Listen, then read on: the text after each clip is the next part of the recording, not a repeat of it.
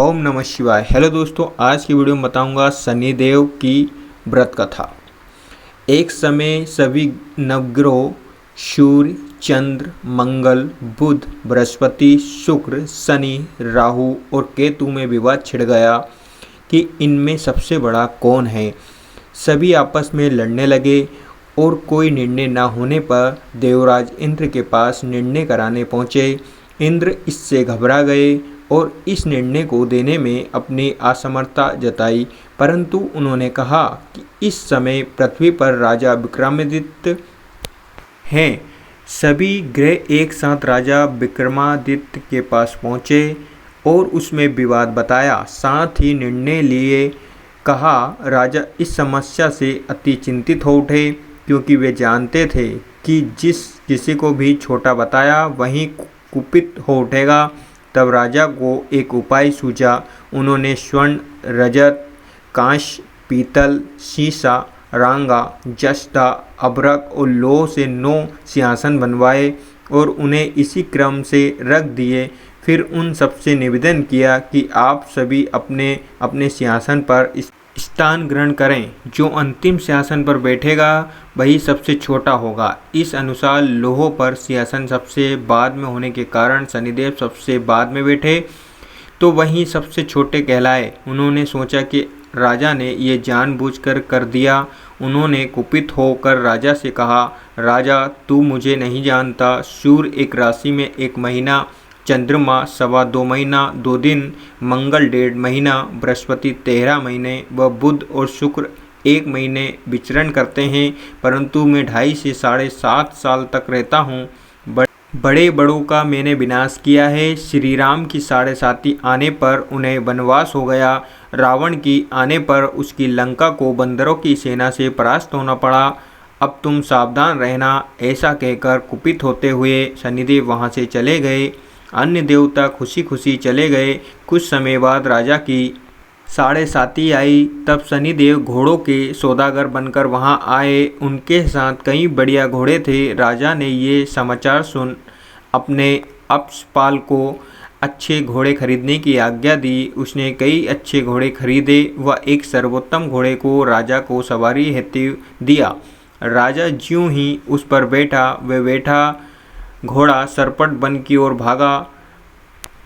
भीषण वन में पहुंचकर वे अंतर्धान हो गया और राजा भूखा प्यासा भटकता रहा।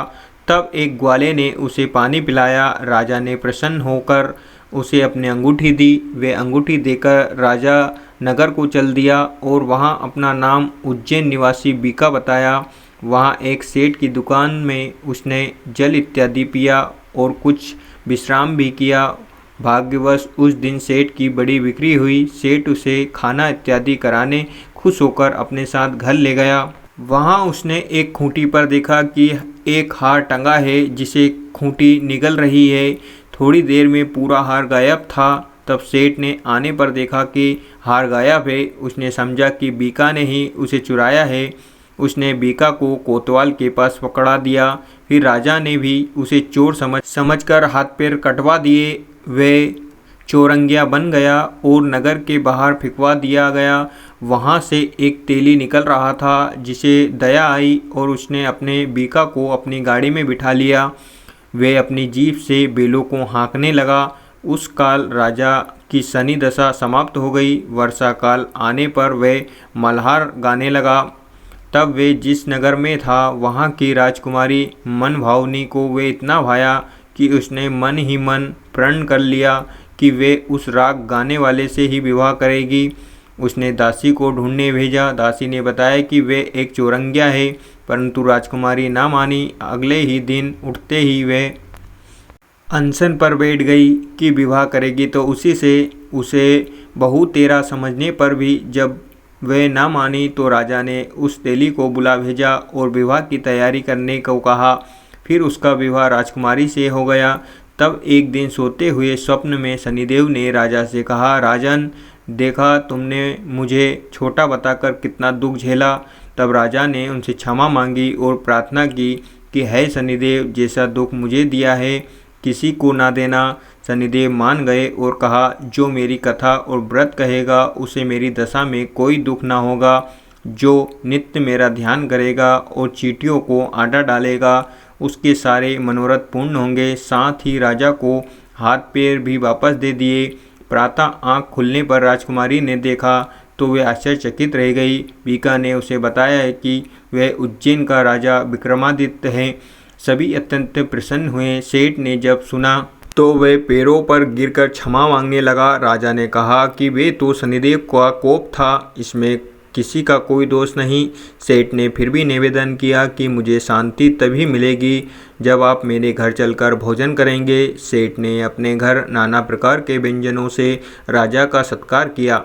साथ ही सबने देखा कि जो खूंटी हार निकल गई थी वही अब उसे उगल रही थी। सेठ ने अनेक मोहरे देकर राजा का धन्यवाद किया और अपनी कन्या श्री कौरी से पाणी ग्रहण कर निवेदन किया। राजा ने साहर्ष स्वीकार कर लिया। कुछ समय पश्चात राजा अपनी दोनों रानियों मनभावनी और श्री कौरी को सभी उपहार सहित लेकर उज्जैन नगरी को चले।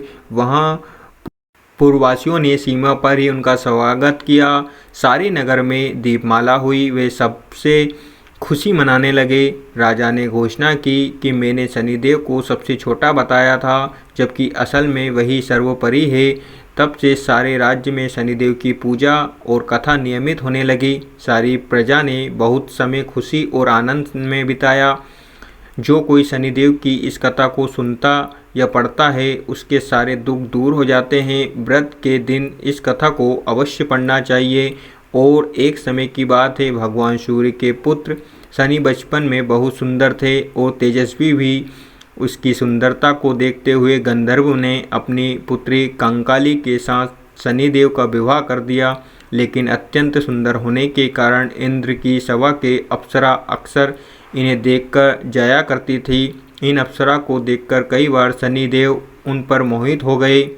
ये बात गंधर्व पुत्री कंकाली को अच्छी नहीं लगती थी। तब गंधर्व पुत्री कंकाली ने अपने पति शनिदेव को ये श्राप दे दिया कि आज के पश्चात सुंदरता को खोकर बदसूरत हो जाए और आपकी दृष्टि हमेशा नीचे की तरफ रहे। अगर आप सीधी दृष्टि से किसी की तरफ देखते हैं तो उस पर 7.5 का प्रभाव पड़ जाएगा। तब शनिदेव भगवान शिव की ओर घोर तपस्या की। तपस्या के पश्चात भगवान शिव प्रसन्न हुए और बोले, हे सूर्यपुत्र शनिदेव वर मांगो। तब शनिदेव बोले, ये सदाशिव शंभु हम पर कृपा करके हमें सृष्टि पर सीधे देखने के लिए वर दीजिए। भगवान शिव बोले, जो व्यक्ति शनिवार के दिन पीपल के नीचे तेल चढ़ेगा उस पर तुम्हारे पड़ने वाले की दृष्टि शुभ दृष्टि में बदल जाएगी। इसीलिए शनिवार के दिन पीपल के नीचे शनिदेव की पूजा होती है।